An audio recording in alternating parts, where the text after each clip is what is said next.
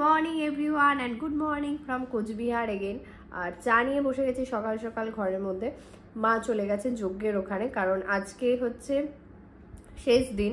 আর আজকে তোমার মানে একটু দেরি হবে যজ্ঞ শেষ হতে, সেই জন্য আমরা ভেবেছি যে থাকবো পুরোটাই। যদিও আজকে আমাদের বাড়ি ফেরার কথা, তো যে মানে যতটা দেরি হবে তারপরেই বেরোতে হবে, কিছু করার নেই। তো আমরা এখন সকাল সকাল ঘরে বসে চা আর এই যে কাল পরশু দুদিন ধরে যে ঘুরে এলাম, সুন্দর সুন্দর ফুটেজ নিয়ে এসছে, এগুলো সব চেক টেক করছি। ভিডিও এডিট বলো, তোমাদের জন্য মিনি ভ্লগ, এই সমস্তগুলো শেয়ার টেয়ার করবো। দেন আমরা এখানে ফ্রেশ হয়ে স্নান টান সেরে বেরোবো রেডি হয়ে। আমরা যাব যজ্ঞের ওখানে, তার আগে দু একটা জায়গায় ঘুরে যাব, এক্সপ্লোর করে যাব, সবটা তোমাদের সাথে শেয়ার করছি। আর ব্রেকফাস্টের জন্য জাস্ট ব্রেড বাটার বলে দিয়েছি, এখন অবধি দেয়নি, রুমেই দিতে বলেছি। এদের ব্রেড বাটার টোস্টটা দারুণ করে, মানে বাটার টোস্ট যেটা দারুণ খেতে। আর আমি যুবরাজ হোটেলের ব্লগ এর আগে আমার চ্যানেলে পেয়ে যাবে, 2022-তে আমরা যখন এসেছিলাম আমি করেছি। তাও আমি আরেকবার দেখিয়ে দেবো, সবটা পুরোটা সব কিছু শেয়ার করে দেবো।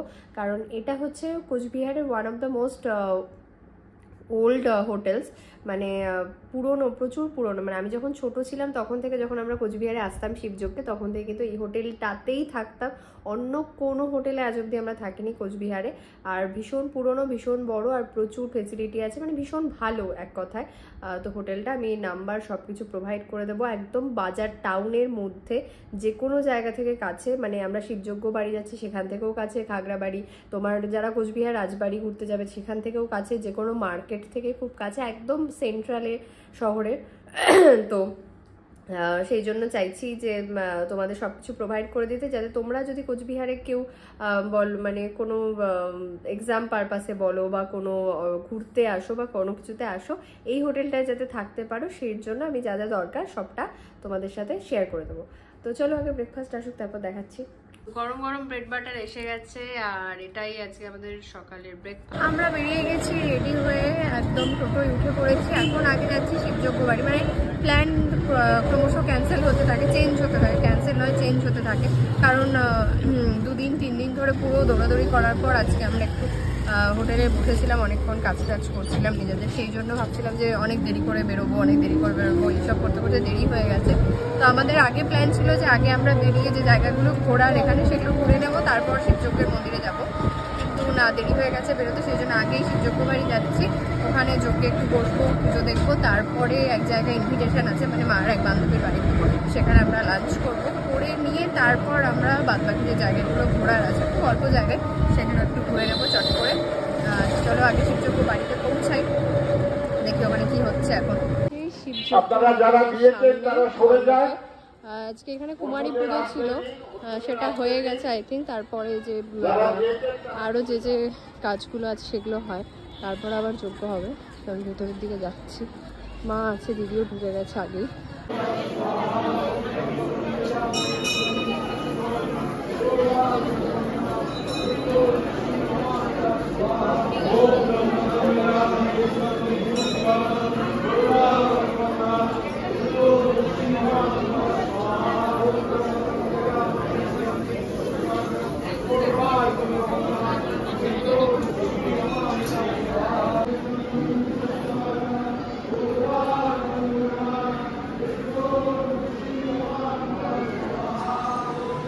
যেরকমটা আমরা বলেছিলাম, প্রথমে শিবযজ্ঞ বাড়িতে গেছিলাম, দর্শন করে অনেকক্ষণ বসেছিলাম ওখানে। তারপরে গেলাম এক মাসিমণির বাড়িতে, আমার মায়ের বান্ধবী, তার বাড়িতে গিয়ে বিশাল খাওয়া দাওয়ার আয়োজন করেছিল। তো এত খেয়ে দিয়ে সরাসরি উঠে চলে আসা যায় না, অনেকক্ষণ আমরা গল্প করেছি। আর গল্প করতে গিয়ে মানে খাওয়া দাওয়ার ভিডিও আমি তুলেছি, কিন্তু আর কিছু করা হয়নি, ওদের সাথে কিছু পরিচয় করিয়ে দেওয়া হয়নি। পরে নিশ্চয়ই আবার আসবো, কারণ এখানে আমরা আসি, ওদের বাড়িতেও আবার আসবো। আর এখান থেকে যেহেতু প্রচুর ঘোরার জায়গা, সেখানেও আবার আসতে হবে। যাই হোক, মোটামুটি 1-1.5 ঘন্টা গল্প করে আমরা এখন এলাম। পদ্মপুকুরটা যেতে আগে পড়লো, মানে আমরা রাজবাড়ি যাচ্ছিলাম, তার আগে এখানে পদ্মপুকুরটা পড়লো, তো সেখানে এসছি, একবার দেখাই। খুবই সুন্দর লাগছে এখানে, এটা নর্মাল পুকুর কিন্তু এত সাদা পদ্ম হয়ে আছে এখানে, ভীষণই সুন্দর লাগছে। জায়গাটা একটু দেখিয়ে দিই, দেখো একবার জাস্ট, মানে গোটা পুকুরের মাঝখানটা, মানে ওইদিকেও আছে জল, এদিকেও জল, তার আগে মাঝখানটায় পুরো এরকম সুন্দর পদ্ম ফুটে আছে, তাও সাদা পদ্ম।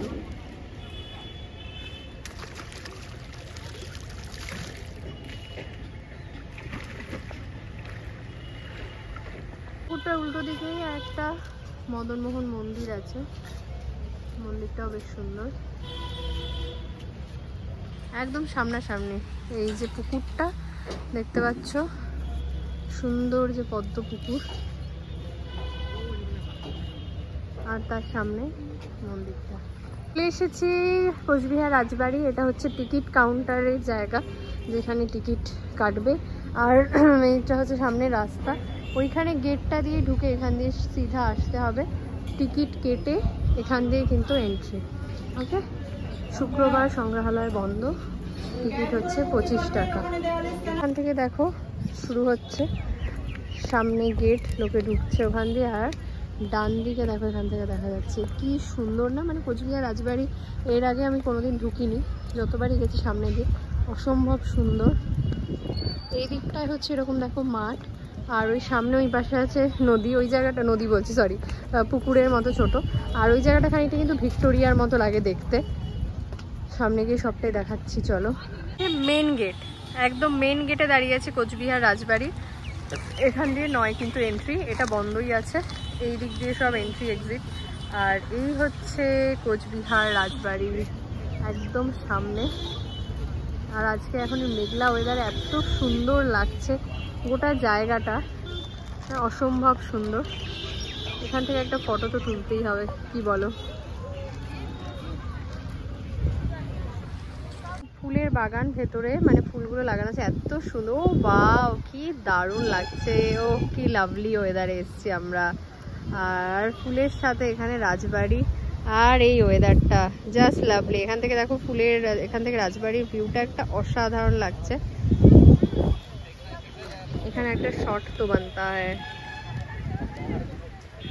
দেখো, রাজবাড়ির ভেতরে ঢোকা, সংগ্রহালয় দেখা, এটা কিন্তু আমাদের একদমই উদ্দেশ্য নয়। মানে এটা আমার না, রাজবাড়ির সামনেটা, এইরকম জায়গাগুলো আমাকে বেশি অ্যাট্রাক্ট করে। আর সাথে যদি এরকম একটা লোকেশন থাকে, এরকম বাগান, ফুল, একদিকে জল, মানে আলাদাই। আর সব থেকে আলাদা মাত্রায় দিয়েছে আমাদের এখানে আসার এই ওয়েদারটা, হালকা হালকা ছিটেফোঁটা বৃষ্টি, এরকম একটা মেঘলা ওয়েদার, বা মানে তার সাথে এরকম একটা জায়গা, ও আলাদাই লাগছে। ও কি যে মজা লাগছে, কি বলবো। এখানে মানে ঠিক এইরকম একটা ওয়েদার যে পাবো এখানে এসে মানে আশা করিনি। কারণ দুপুরবেলা আমি যখন বেরিয়েছিলাম প্রচণ্ড গরম ছিল, রোদ ছিল। আর সেখান থেকে যখন রাজবাড়িতে এন্ট্রি করব, এত সুন্দর একটা ওয়েদার পাবো, আনএক্সপেক্টেড।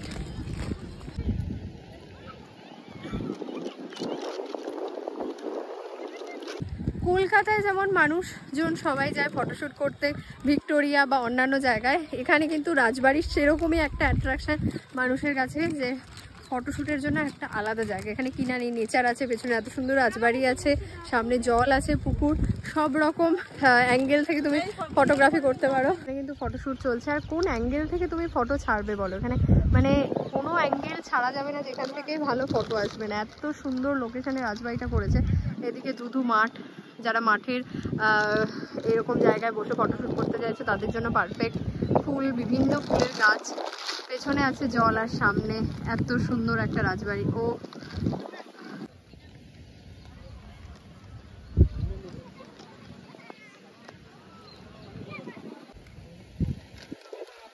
কি কেমন লাগছে বলো সবাই?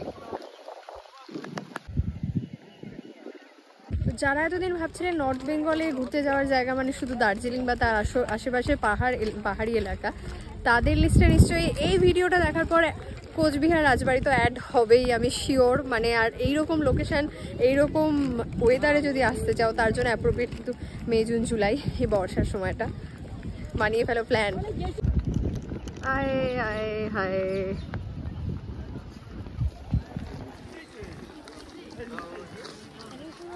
জন্য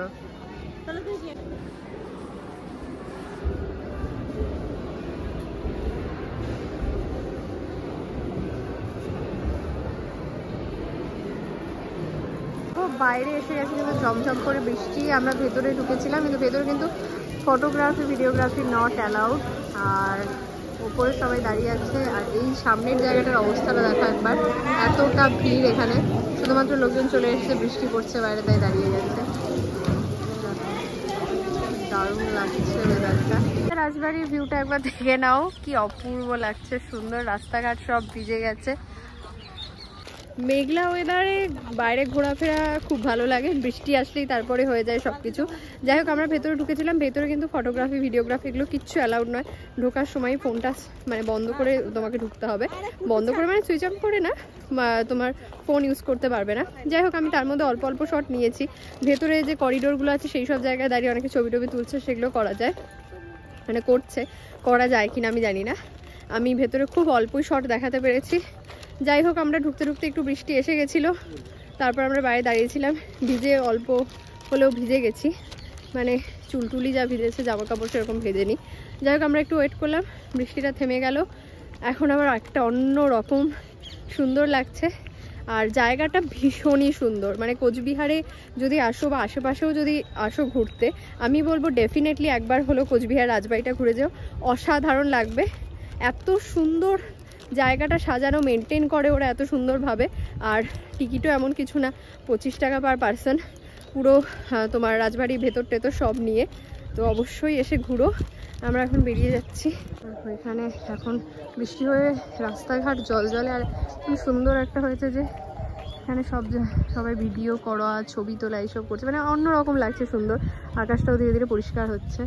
আর রাজবাড়িটা লাস্ট টাইম আর একবার জলের ধারটায় যাওয়া ভেবেছিলাম, কিন্তু আর যাওয়া হয়নি, কারণ বৃষ্টি এসে গেল। আবারও মেঘ ডাকছে, যদি আবার আসে সেই জন্য আমরা বেরিয়ে যাচ্ছি। মেঘ কিন্তু এখনো ডাকছে, সেই জন্য আমরা জলের ধারটায় গেলাম না। দেখিয়ে দিয়েছি আমি সবটাই, কারণ আবার যদি জোরে বৃষ্টি এসে যায়, যেহেতু আজকে আমরা বেরিয়ে যাব, তাই দেরি হয়ে যাবে।